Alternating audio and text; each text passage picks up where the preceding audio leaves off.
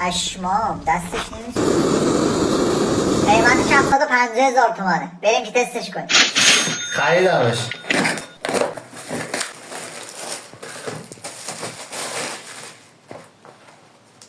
بریم بر تستش.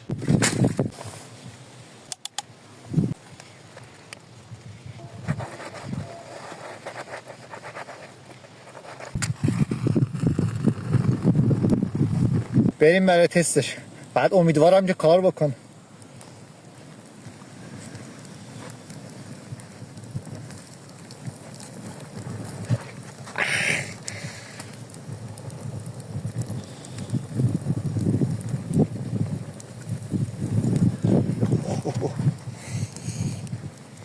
حقیقتش میسوزونه، دستمو میسوزونه.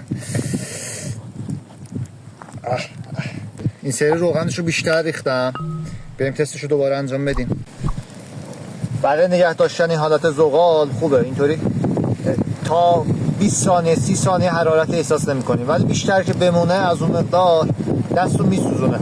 یه قضاوت با خودت.